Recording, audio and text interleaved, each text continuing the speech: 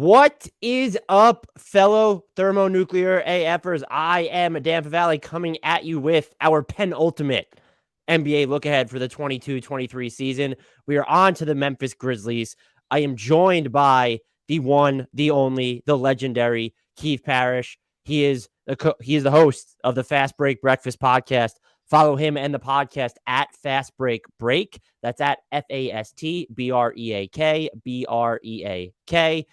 He is also the host of the Grits and Grinds podcast. Follow them on Twitter at Grizzlies Pod, spelled exactly as it sounds. Love talking to Keith about the Grizzlies. I have many questions, but the first and most important question I will ask: how the heck are you doing? I'm doing great, Dan. Thanks for having me.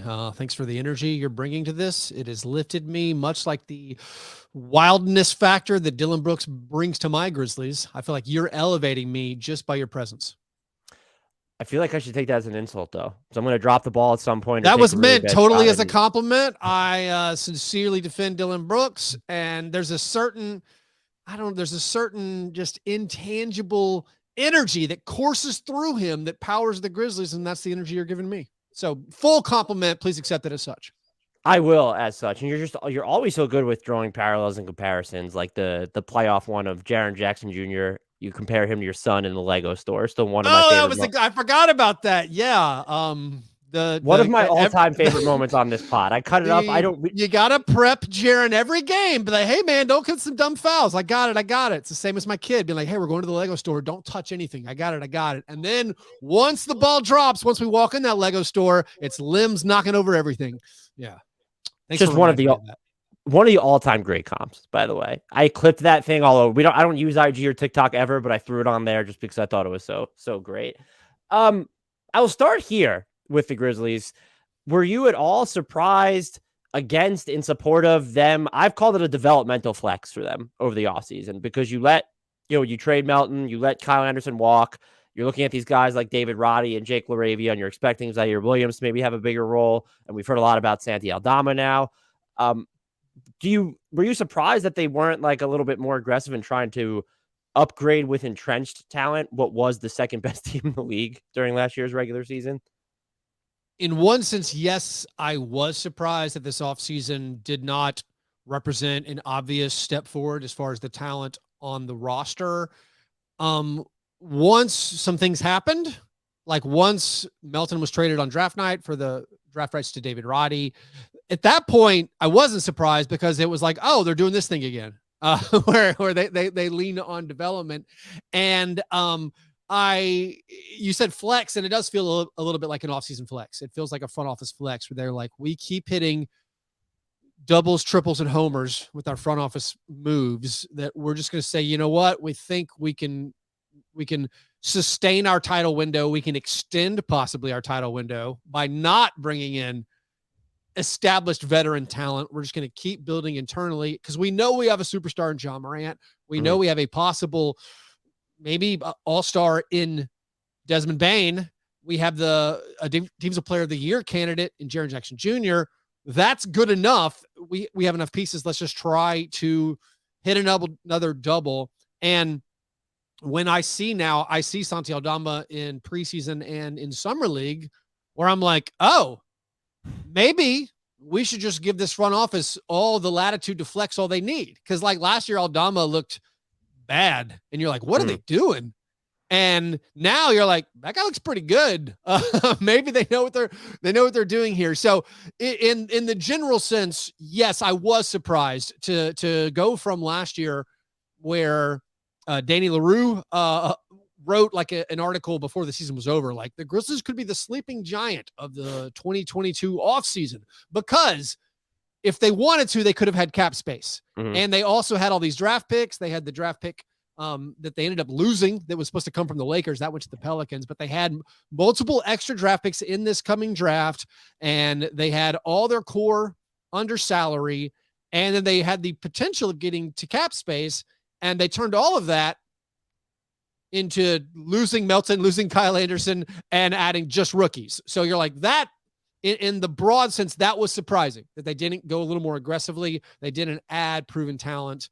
But then once I think once like those dominoes started falling, I was like, oh, this is just what they do. And no, they're not going to trade for Jay Crowder, or they're not going to try to sign Gary Harris, because they don't care. Like they're like, it's going to be better for us if we make David Roddy good. And so that's going to be the path that they're going to choose. I normally would be against the team being so conservative after having such a good year and just being so good immediately.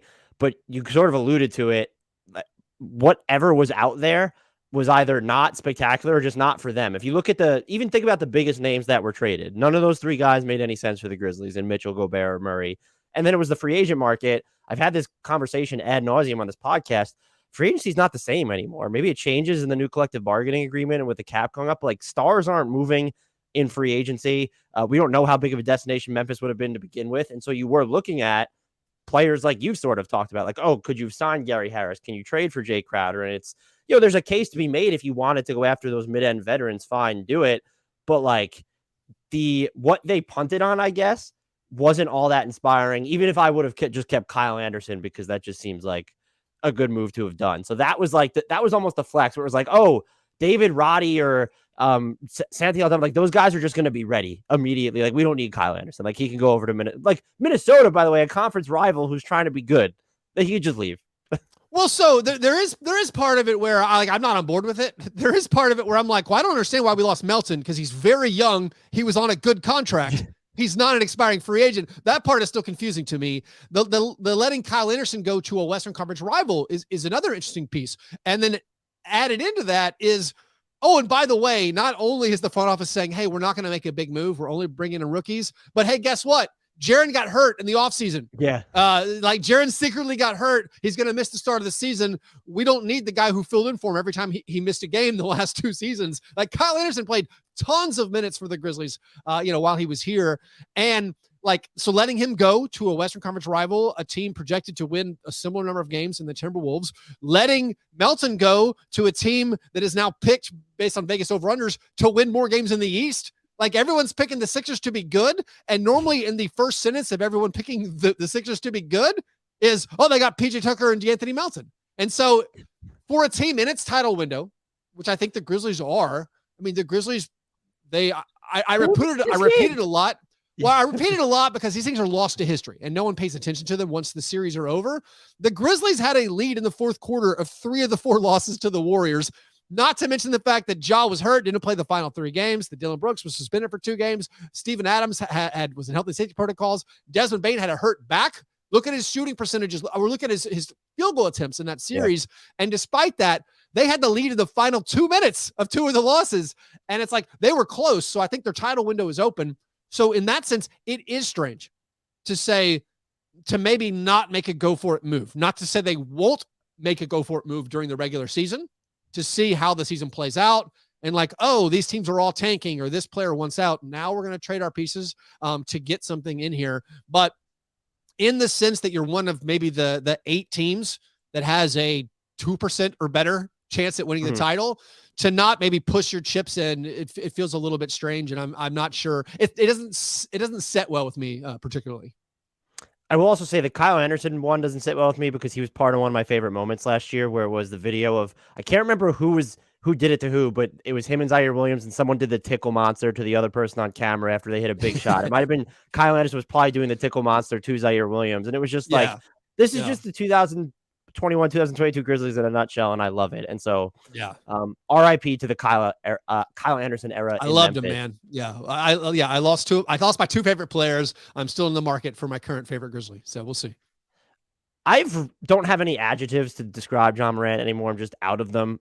He was on the fringes of the MVP discussion already. That he is a superstar. You already mentioned it. What does the next frontier for him looks like? Is there even a next frontier? Like, is the focus still, well, if he could just knock down threes at a slightly higher clip, or is there's something else that you're watching? Because he doesn't, I don't want to say he's a player's ever finished, but he's so good that he's so good. It's hard to come up with questions for Ja Morant. That's how good he is. Like, you have to talk about the superstar on the podcast because that matters. But I have no questions, no notes on Ja Morant.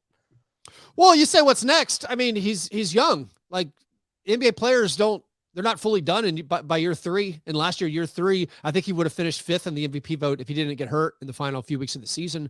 He still, I think, he was second team All NBA last year. I think what's next for him is I think the scoring's going to keep going up. I think he's going to, like, he was 39 points per 100 possessions last year. And like, I think he can repeat that and maybe play some more minutes. I think he has room to grow on making free throws. Like if he could get up to become an 80% free throw shooter, that would be great. The 3-point shooting. Yeah. It's a clearly a avenue for improvement. I don't know. I think like he shot 34% last year. I hope he maintains that, but his mid-range shooting was pretty bad last year. It actually took a little bit of a dip. I think he was trying to add it in, to have more and more of that, but I don't see any reason why that wouldn't continue to get better as he ages in the NBA. Most NBA guys, like they add those things to their game. So yeah, I think he's going to have a huge year, and also clearly defense, like just attention to detail on defense. He's probably never going to be a plus defender, but he can do more on the defensive end. So I do think, and maybe that's the reason why the team just kind of, sit still, for lack of a better term, in the offseason. They know, like, Ja's going to carry us. Our job is to build a cast that perfectly fits Ja Morant. And as much as you and I love Kyle Anderson, he doesn't perfectly fit with Ja Morant. He can fill in. He can help you in a pinch, but I think they're looking at, let's build the prototypical player. Maybe Jake LaRavia is a better type of guy because of the beautiful 3-point stroke. And once he gets comfortable with the NBA line, gets comfortable with his NBA minutes, and that might be a year or two, but eventually that's going to be a better supporting piece that ideally fits the prototype that goes around our MVP candidate of a point guard. The mid-range shooting was a really good point, not something I gave a ton of consideration to. He shot, when I was looking in preparation for this podcast, over 40% on pull-up threes after the All-Star break. And at that, I wouldn't expect that to be the normal, but if his number on pull-up threes is around like 35, 36% instead of, I think it was at like 33.8 or 32.8 for the year, that's just like an entire game changer for the Grizzlies too. He's just and he is still, I think I forgot, the playoffs are over and then too many months passed, and I ranked the Grizzlies like 5th on my league pass rankings, and then Ja's in the preseason treating it like the regular season. I'm like, how to not have these guys number one? He's just unto himself. He's just like this highlight factor, and he's entertaining to watch even when he's not taking shots, because of just any decision he makes when he leaves his feet, whether it's like a pass or just when he gets going downhill. Just so polarizing in the best possible way to watch on the offensive end. Well, also what's wild about his 3-point shooting is that, he got really hot at the end of the year. The Grizzlies made a ton of threes down the stretch last year. A lot of it was playing teams that were kind of falling apart. But in the playoffs and in the play-in games, he's made 3-pointers. Like he averages, in his career, he averages 2 3-pointers made per game in those postseason games. And like he hits them in an okay percentage. And it's like, he steps it up. And so if he can, whatever that playoff juice that really gets him going, where he cranks the scoring up to, like usually over 30 points per game in the playoffs. And if he can add that and then show some of that shooting that he's demonstrated in the postseason, in the games that actually matter, like that is the next level, I think, that you can see for Ja Morant in the regular season. The next level for Jaren Jackson Jr. is starting 5-on-5 in a few weeks. I was reading, is like, what's a realistic timeline for his return at this point? Well, I think the initial announcement was 4 to 6 months. And if he starts playing 2 weeks from, if he starts doing 5-on-5 2 weeks from today, maybe he makes his debut, 3 to 4 weeks from today. That's on the timeline. That's like basically 4 months from when they announced. So I don't think there's any reason to think it's going to stretch out to that 6-month thing, okay, which would put him returning like closer to Christmas. Them saying he's going to start doing 5-on-5. I know we've been burned before, and we've been burned specifically on Jaren Jackson Jr. not returning when we thought he would, but this just tracks with everything they've been saying. So to me, it sounds like, yeah, like I thought he might miss 15 games, and it seems like he might miss 15 games. Maybe it stretches to 25 games, but it seems like a return sometime in November is possible, maybe late November. And then we'll have Jaren for hopefully, 2/3 to 3/4 of the Grizzlies games. How big of a concern in the interim is it defensively for the Grizzlies not having him for those, let's say, 15 to 25 games to start the year? Gigantic. Absolutely huge.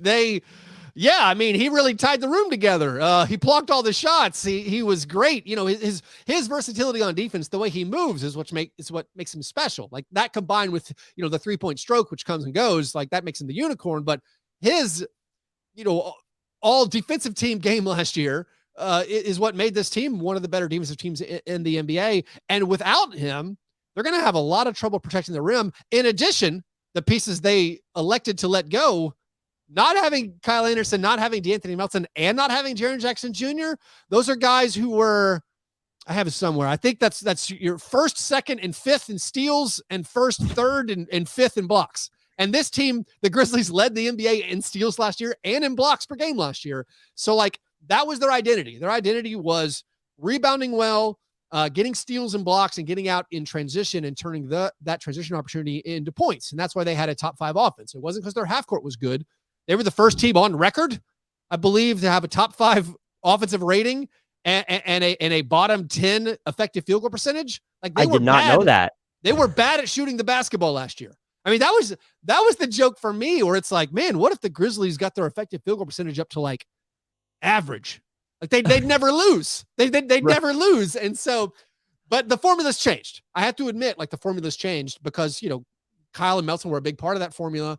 And then with no Jaren there, suddenly I've been making the joke, like, what's the fewest block shots you can get in a game as a team? Like, there's like Brandon might get one, Steven might get one. It's like they don't have guys. I honestly, I think Santi Aldama, he's a pretty solid help guy who plays full, like his full 6'11" frame. He uses all of it, so he might get some blocks. But like, they're gonna go from blocking shots, protecting the rim being a big strength to, while Jaren is out, for me, it's a huge concern. I'm wondering how his absence impacts, like, they were so good at generating turnovers last year. And if you're not getting blocks, that could impact as well. But if you're also concerned about what's happening on the back line of the defense, or you're just playing people who are more inexperienced, when you look at their options in the front court, that was a huge element of their defense. You lose Melton. He's a big part of that too. And that's also when you're forcing turnovers, you're getting out in transition. And this year, for a team that can force turnovers, I imagine there would be more of a benefit because they're going to enforce the take foul, which should give you more free throw opportunities at that point. And so I'm wondering where, even if he wasn't like the direct cause of a ton of turnovers, and I actually think they forced more turnovers statistically when he's off the court, their second unit was just annihilatory last season. Yeah. I'm just wondering if there's an impact there at all. And then you're almost worrying about like two different forms of, I don't want to say drop off, but reversion a little bit. No, I am worried. And like, because last year, you mentioned the second unit, the second unit the last couple of seasons has featured Tyus Jones, who's really good at steals, also really good at not turning the basketball over. So that helps your turnover margin. Have you ever committed a turnover? Yeah. It's featured Tyus Jones and D'Anthony Melton and Kyle Anderson and Brandon Clarke. And like, those guys are all great at defense, just awesome at defense. And, Brandon Clarke and Tyus Jones are still there, but the people they've replaced them with, unproven. And so we don't know if that form is going to be there. And then you talk about like the perimeter defense, they lost some of their good perimeter defenders, and then not having the back line to help you, it's rough. The positive twist is Dylan Brooks is an excellent defender. He missed most of last year. Like, that's a great point. What his games played was, but it was like he played fewer than half of the Grizzlies games, and he's the best perimeter defender on the Grizzlies, was last year as well. So like, yeah, Dylan's going to be there for more games. That will help the defense, but still not having the rim protectors, I think, could be a big issue. Not having the second unit, in my mind, it doesn't look as good. Not having that be a backbone of your regular season success is going to mean the Grizzlies are going to have to find new pathways to victories, I think. Jaren Jackson Jr. on offense last year saw his efficiency dip. I do think when you look inside the arc, a lot of it had more to do with like slightly more complicated usage when you look at him attacking on drives or mismatches. Is there any like just one thing on offense, or is it the whole like that you're watching for him this season? Is it just, the 3-point volume is there, but the efficiency needs to come up? Is that just the biggest thing for him? Jaren's offensive journey has been bizarre. And his first 2 years, it was like, this guy's trending to be maybe a 18 to 20 point per game scorer. This guy has unique offensive gifts. Not only can he shoot, but he has sort of a handle and these weird long strides where he goes past guys. He can beat most bigs off the dribble. And when we projected him to be like, his eventual position, his forever position will be center. And like once he ages and fills out a little bit, he'll be a center who can beat guys off the dribble. And then the last 2 seasons, like he was healthy all of last year. And the year before, he played like 200 minutes or something. But his 3-point shot has always looked strange, but it stopped going in. And you're like, his 3-point shot isn't going in. That would be great if it improved. But also his steps got off, as in like his gather step, he got confused about it and he looked more awkward out there. And you're like, you used to be able to go past guys, but now you're shooting off the wrong foot and you're doing the weird floaters. what happened? And I don't have the answer. Where it seemed like not only did his 3-point shot regress, his finishing in the paint and his ability to beat guys off the dribble, like it really fell apart. Like at the start of the bubble season, or the start of the actual bubble. That's Jaren's second year. I can't remember the average, but he was a much more proficient scorer than the first couple of games before he got hurt. Like we were thinking, can this guy score 25 a game? Because like I don't see anyone who stops him, because he hits threes and then he beats guys off the dribble. And then he really regressed the last couple of seasons. Last year though, all of a sudden he blossomed as the defender we all dreamed of. So it's been like either or. It's been either or. This is a talented offensive advantage we have in this strange big. And then last year it's like, oh, he's our defensive backbone. He's an all NBA or all defensive team level defender in the argument for defensive player of the year. If he ever marries the two, you get back in the dreams that a lot of people had like year 2, where it's like, why can't this guy be Chris Bosh? Why can't this guy be like a slightly different, maybe not Hall of Fame version of Kevin Garnett? Because it was right. Similar stats. If you compared like Bosh and Garnett's first couple of years, you're like, if this guy can score 18 a game and be the defender we think he can be, he's an all-star. But for whatever reason, we're now 4 years in, and it's just been up and down on both sides. What does a year 3 step forward look like for Desmond Bane after a monster leap last season? Is it just like him handling more of the half-court initiation? I can't even envision it, because even after watching him in Summer League in 2021, I didn't see last year coming. I saw how they were using him, and I was like, oh, that probably won't translate to the regular season, but it absolutely positively did. What could year 3 of Desmond Bane be? Are you familiar with the works of a player named Klay Thompson? Are you familiar with the works of a player named Reggie Miller? Are you familiar with Ray? No, I think it's gonna be great. Why are you sounding short?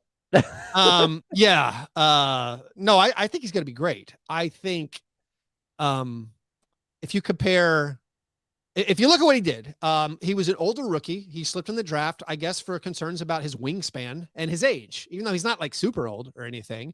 And then he fully blossomed last year and became one of the better shooting guards in the NBA. He was second in the 3-point percentage.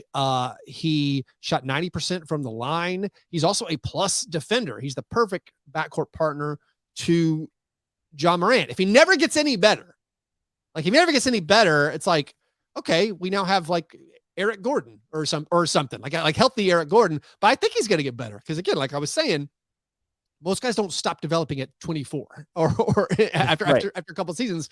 So I do think, he's going to keep handling the ball more and more. We saw that really develop last year, where he was able to handle a little bit of point guard, a little bit of playmaking. I think he's going to be able to beat guys off the dribble. He's just learning more and more that I can shoot and score at all levels. I think he's going to probably average at least, maybe not at least, but around 20 points per game. If he averages more than that, I'm not going to be shocked. Like if he becomes Michael Redd, I'm not going to be shocked. This guy is an unbelievable scorer who just seems to be like learning more and more. Like, oh wait, I can do this. And so as a plus defender and as that shooter, I think it's not unreasonable if the Grizzlies have the team success the front office thinks they're going to have, if they surprise people a little bit again and find themselves as one of like the top 4 seeds. Like I think Desmond Bane could be an all-star this season. I would agree with you, and I wouldn't say that they need him to, but when you look at the roster and the half-court concerns that you laid out offensively, he seems like at least right now, the most important non-job player to like alleviating that. I don't trust Dylan Brooks' shot creation, and I just look at Desmond Bane last year, and Eric Gordon was a really good comparison. Sometimes it looks like, what if Kyle Lowry was taller? And like that's just a really good player. Like that. That's a fun one. Yeah. Like on offense. And so I think that he might be the single most important non-job player offensively for them, because they do need like some more half-court oomph. I don't know if that's a spicy take or like a cold take at this point. Well, I think there's definitely a lot of truth in that opinion. I think, the semantics of the term most important, I think I might go Dylan just because that's the variable. I don't think there's a variable with Desmond Bane. I think Desmond Bane is consistent. Like Desmond Bane is going to give me 19 points on incredible true shooting percentages. But I do think Desmond Bane has to score. I was joking about this on shows, on my show and other shows last week. It's like, I think Desmond Bane's going to score a lot because he has to score a lot, because their entire bench is now like extremely low usage guys. And like they're basically saying, hey, Conchar, we need you to shoot more. Like I don't see it necessarily. So I think Bane is going to have all the opportunities to get all the shots he wants. And so, yeah, he's incredibly important to their success. But I might lean like if Dillon can make 34% of his threes again, that's maybe more important than Desmond Bane as far as the Grizzlies team success and their offensive success. And also like the creating a shot thing. This is a question I come to and I pose to Dillon critics, where it's like, if you're a Grizzlies fan and you watch all the Grizzlies games, outside of Ja Morant, if someone has to have the ball in their hands with 5 seconds left on the shot clock, like who are you going to? I think Dillon Brooks is better than Desmond Bane in that situation. Like whatever you think of Dillon Brooks' mid-range game, he can get there. He can get it off no matter what's happening. And so it's like in those like desperation, the shot clock or the game clock's running down and you have to get a shot. I think Dillon is probably your second best option. That's one of the problems, honestly. I mean, that is a problem with the Grizzlies half-court offense, is there aren't better shot creators. I hope we get to the point where I feel like, you know what, Desmond Bane, he can create in that high-pressure thing where I can't just wait for the perfect shot. Another thing with with Desmond is, maybe he does wait a little bit to, or he's too picky with his shot attempts. He shot this great percentage. He needs to attempt more three-pointers per 36. So we need to get him up to those, whatever it is, 11 3-pointers per 36 that like Klay Thompson does, like 8 or 9 per 36. No, Des, we need you to fire. Like you got to shoot every single time. Take a lesson from Dillon. Don't be bashful. Just shoot. It's okay. If you miss, Steven will probably get it. Dillon Brooks' confidence is aspirational. So maybe that's a good way to play it out for Desmond Bane. What are you watching for most closely, in Ziaire Williamson? That would be a heck of a player. Yeah. Ziaire Williams is second year. There's a lot. I feel like there's a lot has been put on his plate. It's basically, he's the hope, it feels like, of all Grizzlies fans to, cover up the players that they got rid of. And he's the hope of, all right, this guy was the 10th pick. We hope he develops. He's got that perfect size, the perfect frame. Maybe one day he will be better than Dillon Brooks and he can be our starter. And our long-term team is Ja and Desmond and Ziaire plus Brandon and Jaren. And that's like our dominant dynasty run of that. But it's asking a lot of a guy who in his rookie year, he showed some flashes. He got off to kind of a slow start. And then he got hurt. He had health and safety protocols. When he came back, he was much improved. I think he shot 34% from three over the final 2/3 of the season. He knocked down some threes in the postseason. What we're hoping from him is, I think, a more consistent defensive presence. I would love to see him grab a rebound just every now and then. We need help on the defensive glass. And if he can raise his 3-point shooting to be closer, not just 34%, like I'm optimistic based on what I've seen in preseason and in summer league that he could be more like a 37%, 38% 3-point shooter, because this team desperately needs shooting. They desperately need 3-point shooting. Like just the flat out math of the NBA, it's a lot easier to win basketball games when you're making 12 or more 3-pointers per game. And the Grizzlies did not average 12 made 3-pointers per game. They won 56 games despite not making that many 3-pointers. But like I've laid out, I think the formula for winning is changing. And they're not going to force as many turnovers. And I'm worried about the defense not being as good. So they need to make up for that, I think, with improved 3-point shooting. They've said, Zach Kleiman has said, our focus this offseason was adding shooting to the team. And, whether or not they've done that is a huge question mark. But internally, you hope that Zaire's the guy that he can get up more threes and make them at a better percentage and hopefully fill that gap from some of the missing players and get them into that 3-point volume and the 3-point made volume that I think is going to lead them to just make games easier. It's just easier to win basketball games if you're making 12 or more. Like the Grizzlies had a terrible winning percentage last year when they made single digits, but also all NBA teams do. Like the winning percentage of teams making 10 or fewer 3-pointers, it's like 30% or less. Like I don't remember the exact stat, but it's poor. And so they need Ziaire. If I could pick one thing, I think honestly it would just be, increase that 3-point percentage by 4%, and also let's kick that volume up. Those 3 points attempted, if we can improve that as well, that'd be awesome. They do seem to trust him a lot defensively too, based off some of the assignments he drew. And I wonder if that contributed to the rebounding absence with him, where he was just so laser focused on why am I defending this like star win? Like they were just so confident that he's going to be that guy. Yeah, I mean, he had the opportunity, and you got to say, like, in the positives category for Ziaire, I mean, the dude started 20-something games for the team with the second best record in the NBA. Like, you know, he played in the postseason. He had moments guarding superstars in the postseason. He was guarding Anthony Edwards. He was guarding Steph Curry at times. He's got the frame. He's got the height. He's got the perfect prototypical size. He's got the hair that takes him all the way up to 7 feet when he lets the throw out. So all these things are good. Yeah, if he can improve, just like you assume he will. I mean, a rookie to second year, you assume he's going to get better on the defensive end. If he does, then you're like, hey, nice. We don't have this two-way wing that's really helping us win ball games. Do you buy Santi Aldama as an impact player this year?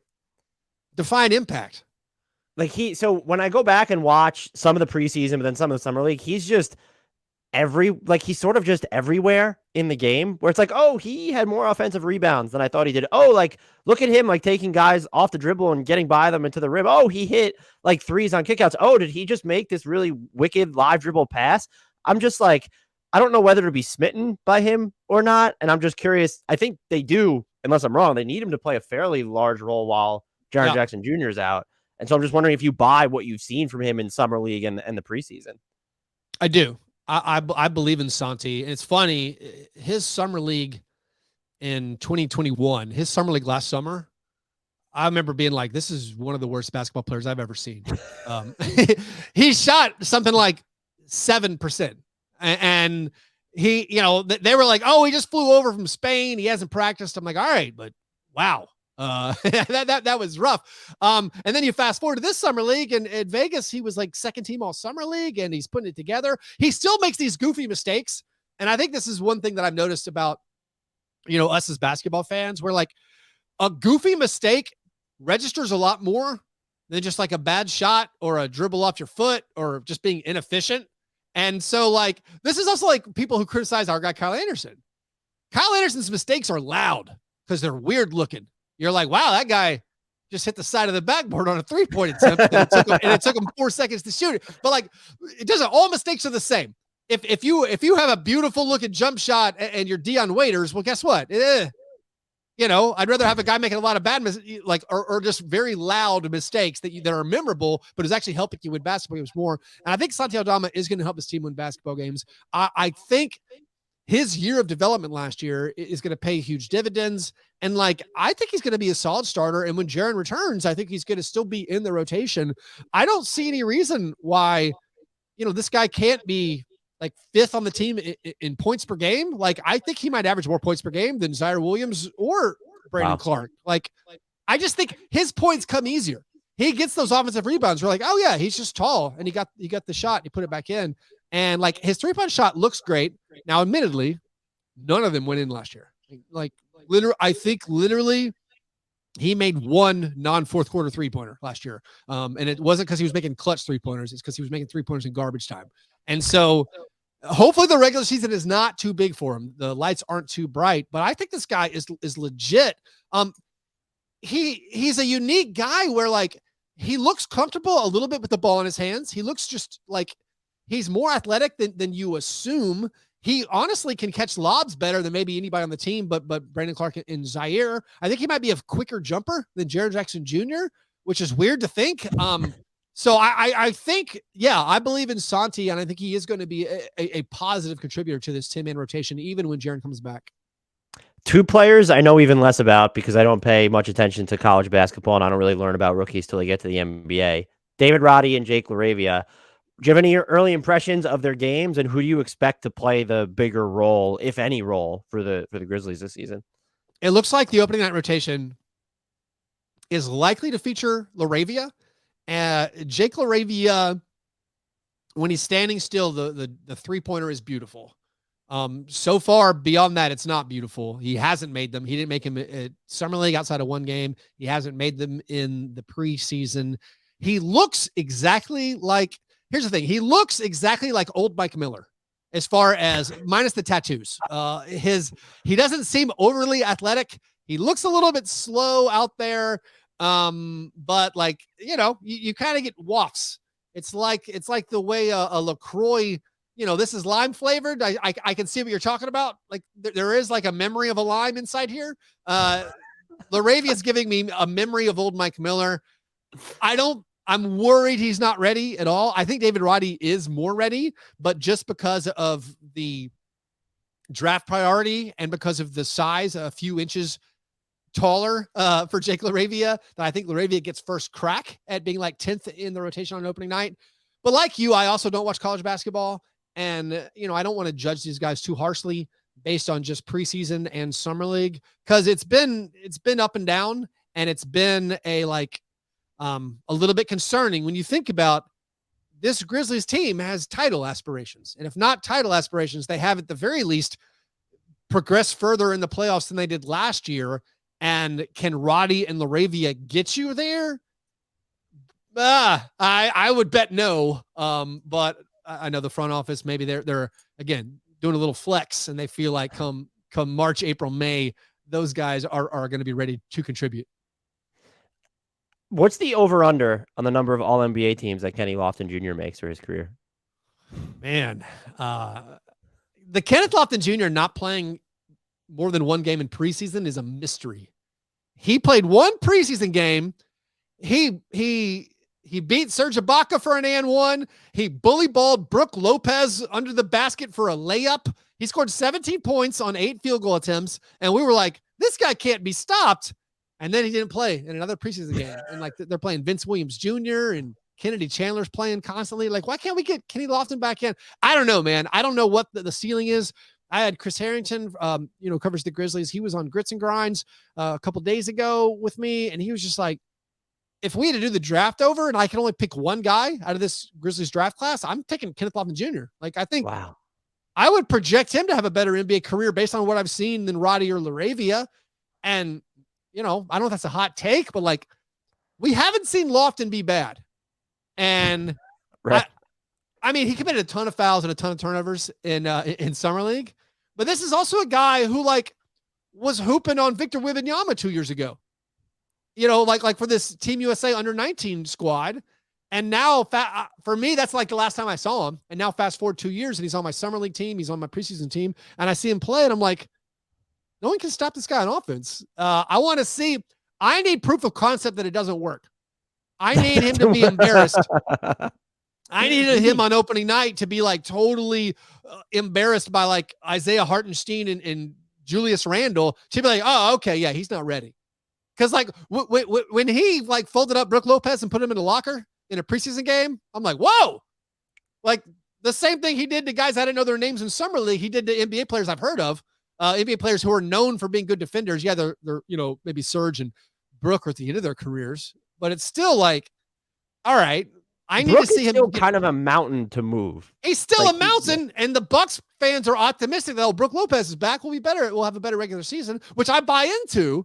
I'm just saying I want to see Junior, who's just like Zebo microwave bench scorer. I need to see him get some burn, man, because I'm excited. So do you view the bench this season as being as strong as it was last season? No, I mean, I've already basically said that. Like, I don't see any way. I don't see the formula. I don't even see the optimistic take for how you get there. I think if you're talking about the Grizzlies overall, the optimistic take for the Grizzlies being better, it is pretty simple. Ja Morant gets better in year 4. Desmond Bane gets better in year 3. Dillon Brooks is actually healthy. By the way, last year the Grizzlies were incredible when Desmond and Dillon played together. They were unbelievably good when Dillon and Jaren played together. Like there's a clear optimistic path for the Grizzlies, but it's their top line talent. It's their starters plus maybe Brandon Clarke plus Tyus Jones. The backline talent, I can't formulate an argument that the 6 through 10 they're better. Like Tyus Jones had a career year last year. Mm-hmm. If you're being optimistic about the Grizzlies, you hope he plays less because that means Ja Morant's playing more. Mm-hmm. Like Tyus Jones shot a career high in 3-point attempts, 3-point percentage, and I don't think he can increase that because I think he's going to play actually less. Ziaire, that's the one where you're like, all right, if you believe Ziaire can make a huge leap from year 1 to year 2, okay, well then that's how we get there. But like Conchar, I don't think a Conchar breakout's coming. What did you say about him when he signed? You were talking about, you call his like 3-pointers artisanal. No, I got upset that Chris Vernon said that Conchar was a better 3-point shooter than D'Anthony Melton. And I was like, you can't take his single-use artisanal handcrafted 3-point attempts, man. That guy shoots like 2 per game, like in 20 minutes. I'm like, yeah, Conchar shot a better percentage than D'Anthony Melton last year, but there's no volume. It's these, individually numbered handcrafted attempts. And like, no, the dude's got to put some shots up. And also, Conchar played a lot of minutes last year. He played 77 games, played like 19 minutes a game. Like, he's not going to play more than that. Like, what are we projecting here? They don't play bench guys 24 minutes a game. So like, I don't see how his 3-pointers go up enough to accommodate for the Melton threes you lost. I also don't see him being a better overall player than Melton and Kyle Anderson. And I don't see the rookies, like we already spelled out. I don't see them being those positive impact players. Like, we get from Brandon Clarke. Brandon Clarke was great last year. We hope he's great again. Tyus Jones was great last year off the bench, but these are the same players. The guys you lost, replacing them with, if it is Roddy or more Conchar minutes, I have a hard time imagining Ziaire Williams improvements on their own are going to compensate for what you lost. Yeah, and I guess maybe once Jaren Jackson Jr. is back and you nudge Aldama to the bench, that all right, helps okay, a little bit. Yeah. But yeah, I mean, look, hey, I'm team should have kept Kyle Anderson, so I'm with you there. Well, I mean, like, I think Aldama can have similar averages than Kyle when Kyle started. Like, I think even in a bench role, you can get 10 points, 5 rebounds, 1 block from Santi, and maybe he'll be a better overall player. He's also willing to take above the break threes, and so that's like he is. So he is, and so like maybe the spacing works better. Maybe the egalitarian nature of the Grizzlies second unit where they just spread the ball around. Maybe it'll flow a little bit better without Kyle there. But like you're telling me Santi year 2 is going to be a better player than a proven NBA vet and Kyle Anderson. I have a hard time getting there. Desmond Bane did it. Desmond Bane proved me wrong. I mean, if you'd given me an over-under for like 18 points, I'd be like, no, what are you kidding? That'd be nuts. But yeah, no, I mean, Desmond Bane was incredible. And also, any blind Grizzlies optimist who's like yelling at me that like, we're better, man. You got to trust the front office. Like, if you throw the Desmond Bane argument, there's no comeback. Like, yeah, you're right. Like Desmond Bane went from like, he can't get in over Grayson Allen, which most of Grizzlies fans we were losing our minds about.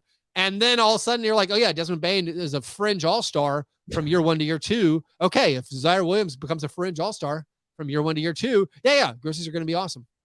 There will be someone on YouTube who's angry that you called him an all-star instead of all-NBA, because that has happened before. So. I know. Oh yeah, YouTube commenters, man. So much optimism. So we know this team's like patented strengths: getting out in transition, putting pressure on the rim, hitting the glass. Do they have any underrated strengths that you don't think receive enough attention? I mean, if you throw in their strength being Ja Morant is awesome, no, I think we've covered the bases. The bases is like I Kenny Lofton break in case of emergency. Unremarked upon. All right. So this might be one.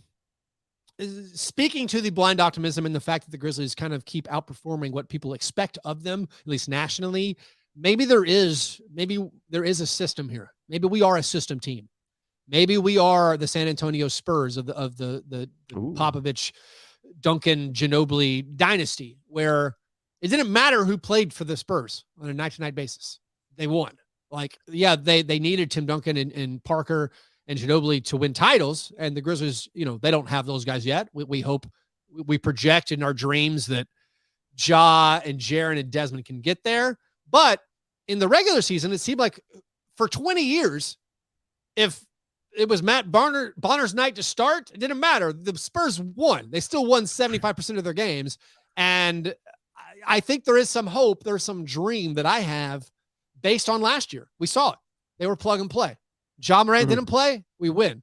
Dylan Brooks doesn't play, we still win. Jaren Jackson Jr. doesn't play, we still win.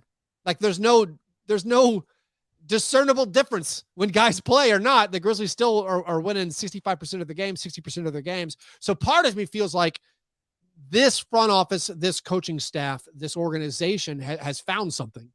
And it's possible that they're like a system, for lack of a better term, they're a system team, they're plug and play, and they've unlocked something about the regular season. If it is just the pace, the forced turnovers, the offensive rebounding, something about their offensive and defensive system where they're not going to miss.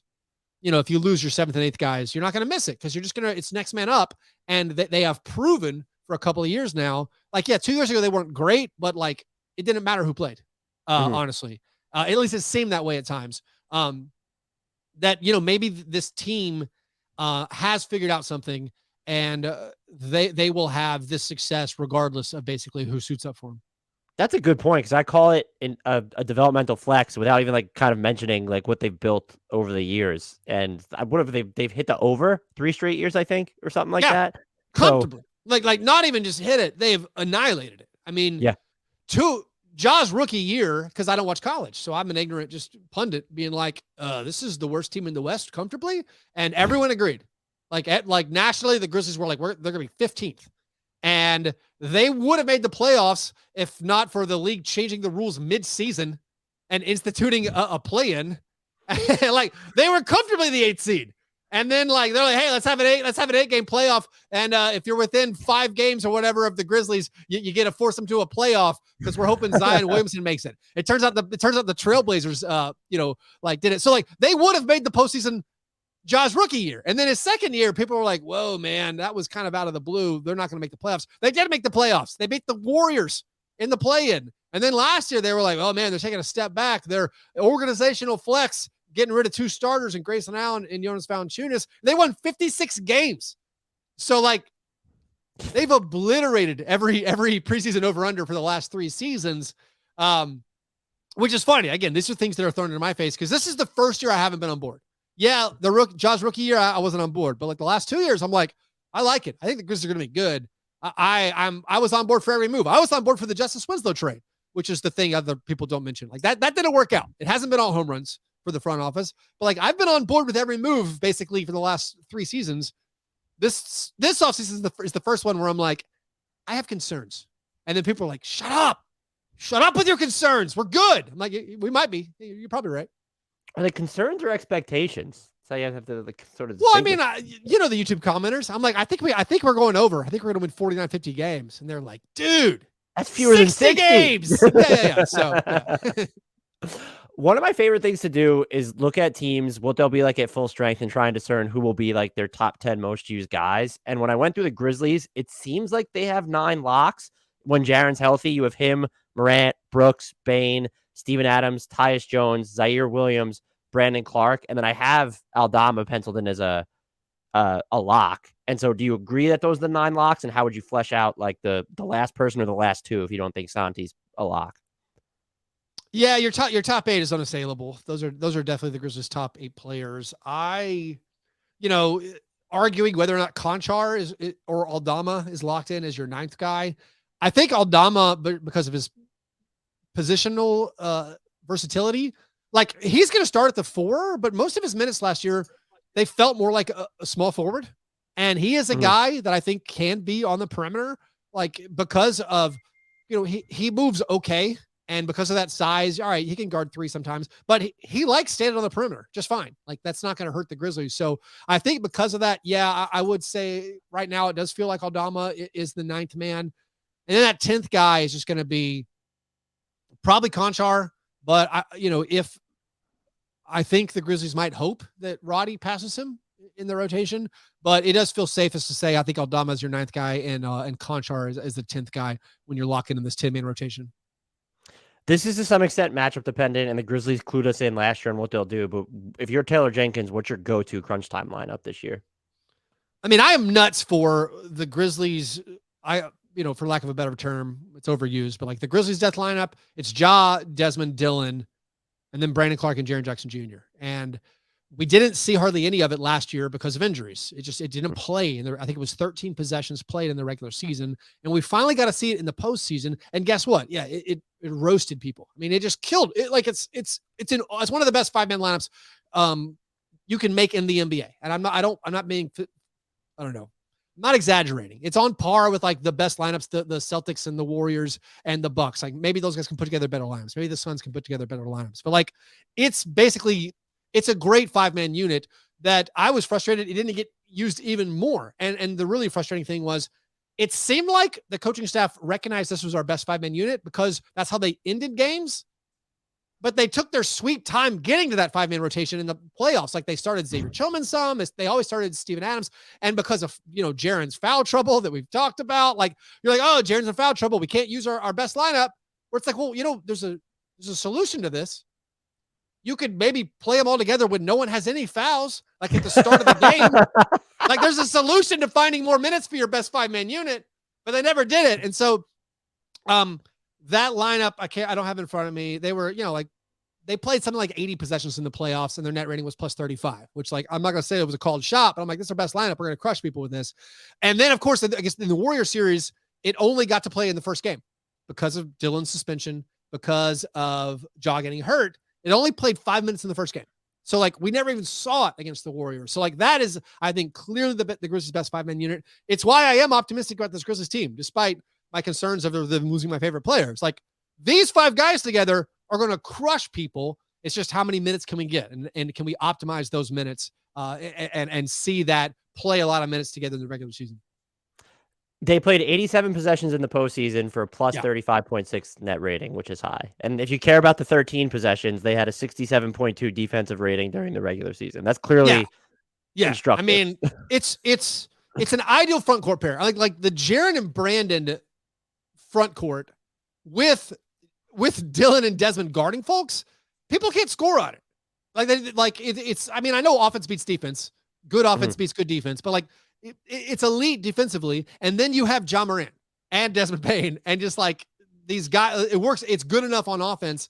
So like, yeah, I'm extremely optimistic. Like that's for me. That's this Grizzly season. Like I'm like, Jaren needs to come back because I want to watch those 5 guys play together as much as possible. Your Taylor Jenkins, is there a weirdo, bonkers, quirky lineup that you're trying this season? Am I actually Taylor Jenkins or am I Keith Parrish, coach of the Grizzlies? Because those are very different answers. You're right. You're the first. This is the 29th look ahead that I've recorded, and no one's framed it like that. You're Keith Parrish, coaching the Grizzlies. All right. What is one bonkers lineup you're rolling out? Oh wow. Well, now I don't have a good answer. I'm cover your ears, Grizzlies fans. Oh boy. How about? Here's the thing. I want to see Dez with Dillon, with Ziaire, with Jaren, with Brandon. Ooh. So it's like Desmond Bane's your point guard. So Ja Morant's not on the court. Is that right? Is that bonkers? Listen, there was a moment where we thought the Grizzlies weren't going to re-sign Tyus Jones. I feel like the kind of, for a minute, the mood shifted. Where we'd seen all these summer league games and stuff for like the year before, like, hey, we have no point guard. And then last year there were games where, Ja missed all those games. So when Tyus wasn't on the court, there were all these non-traditional point guard lineups. And by the way, just like most Grizzlies lineups last year, the Grizzlies smoked people. And it was like, hey, we have no point guard. Do we need to pay a backup point guard a lot of money? Let's just see what happens. Like, we'll just like, maybe point guards are overrated. Let's have, anyway. So like, so there was a time there where it's like, you know what? I'm starting to think maybe we could just, like Dez and Dillon and Ziaire. That's good enough. And then we have our best front court pairing in Brandon and Jaren. I'm interested in that one. I mean, maybe that's too weirdo. I'm not like, I don't have a weirdo lineup because maybe I could argue the thing I already told you for our best possible 5-man unit.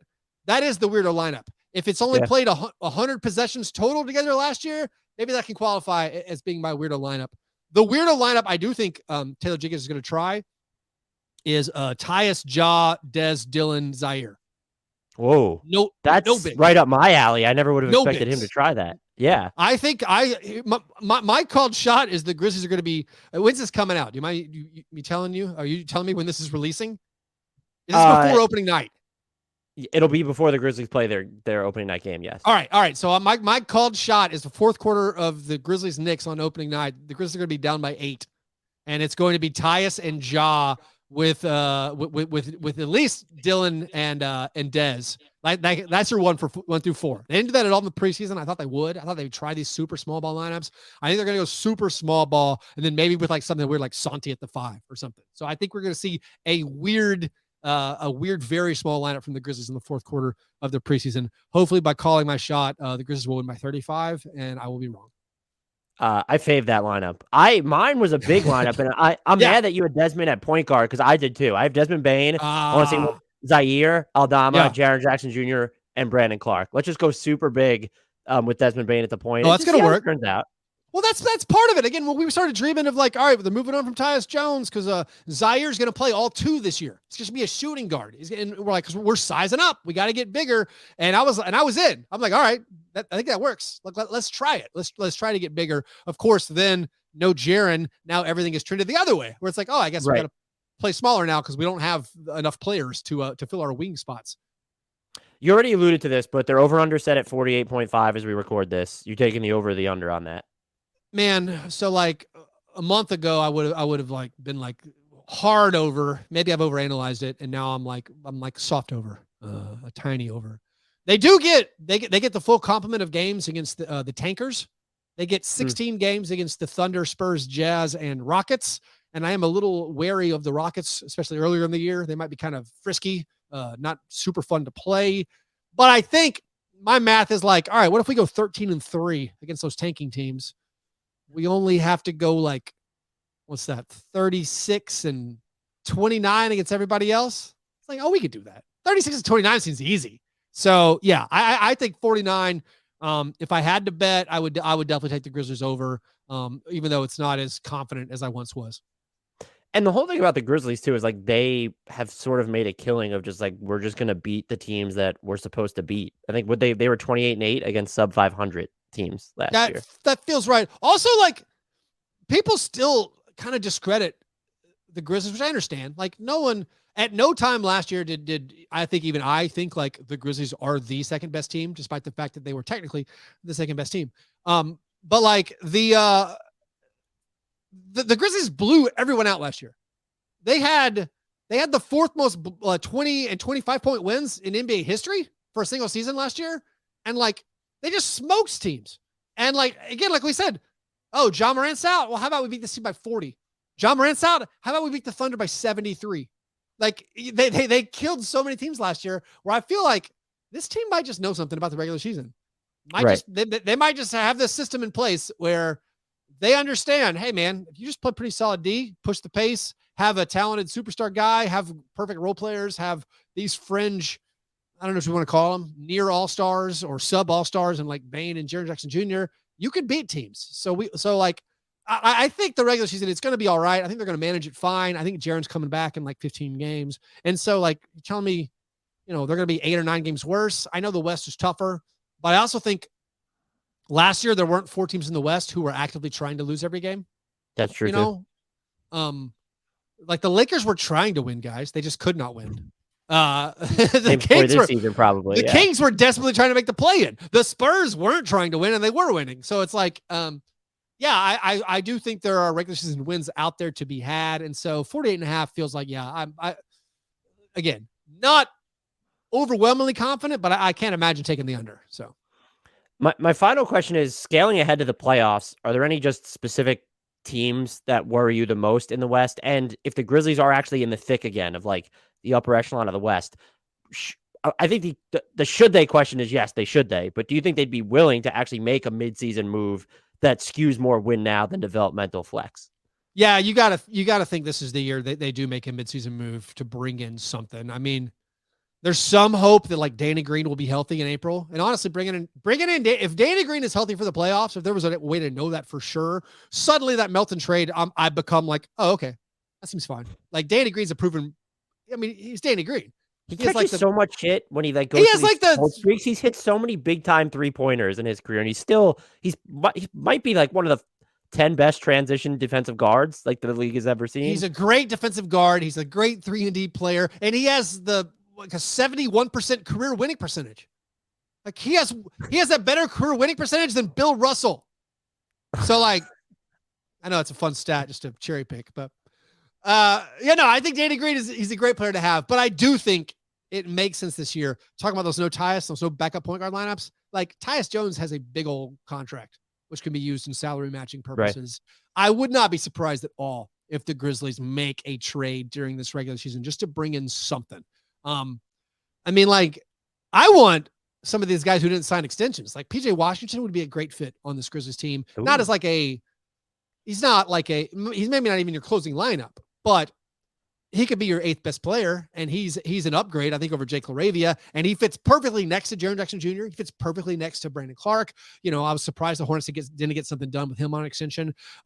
Maybe the Hornets would want to kick the can further down the road for a rebuild if they decide, what, they're going to suck. So we're going to be terrible. Yeah. Maybe instead of paying PJ Washington, let's just get a first round pick from the Grizzlies. And, so something like that, I could see them also trading just for veteran help, for guys on aging players who aren't necessarily helping their teams right now. Or if you have a weird, whatever it is, if Jaylen Brown decides he wants out of Boston, if something goes sideways, you're prepared. You're prepared to trade the Danny Green salary plus the Tyus Jones salary and future first round picks. You own all your first round picks. You also have the Warriors 2024 pick in the bag. So it wouldn't be surprising at all if the Grizzlies make a move to bolster their roster in a win now proposition this season, which is another reason I have a hard time imagining the under, because if things go pretty bad, I think they still would be like, yeah, let's bring in, I don't know, so-and-so. Let's bring in, they might not even be first round picks. Let's bring in Josh Richardson and Wally Zerbiak. Josh would be a really good fit for this team, actually. Yeah, great fit for this team, especially if you've moved on from Tyus Jones. I like Tyus. I'm not trying to get him out the door. Then you just have no backup. It's the way the math works. It's the way the salaries. We got to match salaries. That's the only reason. But if that's the move, you have no backup point guard after that. Like Tyus Jones it's just Desmond Bane. Well, Desmond Bane in this situation, Josh Richardson, he can dribble. Ziaire can dribble a little bit. Point guards are overrated. Ja doesn't even bring the ball. Point guard. That's the lineup. Ja doesn't even bring the ball to the court half the time. The Grizzlies get rebounds and they just dribble. Get a rebound, dribble. Santi is actually pretty good at grabbing a rebound, just dribble up the court. I honestly think Steven Adams and Jaren are the worst at it. Everyone else is you get the rebound, you just go. That's the job. That is the job assignment for the Grizzlies. You get a defensive rebound, you don't look for your point guard. This is not college basketball or high school basketball where the center chins the basketball and then hands it off to the point guard in the backcourt. No, you get that rebound. Your job as a Memphis Grizzly is to get it across half court. Just get it and go. And so I think, maybe it devalues the traditional position of a point guard, but it does give you options if a trade comes up and you feel like, maybe you need to trade one of your backups. Is there anything I haven't asked you that you think needs to be touched upon before I let you go? No, man. I think we did. We didn't mention the Brandon Clarke extension. There's a lot to ask about with this team. I went over an hour. I apologize. I didn't want to take so much. No, you're fine. I mean, the Brandon Clarke extension, it makes sense. I mean, it's, bigs don't make that much. Relatively, you could lock in a guy who, again, is part of my preferred closing lineup, a guy who's a perfect fit with your near all-star front court guy in Jaren Jackson Jr. And you can get him for, $13 million year on average. Yeah, it seems like a no-brainer to not take that to free agency. Just go ahead and get that locked up. You already locked up Steven Adams, so you probably weren't going to be a free agent player. So yeah, keep your good players. I'm on board with it. Seemed like again kind of a no-brainer. Keith, in case anyone skipped the intro, you're able to tell our listeners where they can find you and all the fantastic work that you do. Yeah, listen to Fast Break Breakfast. It's a NBA podcast for serious NBA fans. It's a very much not serious. Listen to Grits and Grinds. If you're a Grizzlies fan, we go hardcore on the stats and explaining why it's hard to replace 2 3-pointers made per game just by increasing volume for the guys who were already there. So, if that kind of thing, that nitty gritty, you find that enjoyable, check me out. You can follow me on Twitter at Fast Break Break. I echo the strongest of endorsements for Keith. He's also, as someone who's had to do a lot of solo podcasts over the past few months, I know you've done them and you do a fantastic job of on the Grits and Grinds when those have been solo. So thank you so much for coming on. As you know by now, I will be spamming your DMs in the future. Sounds great. Dan, always a pleasure.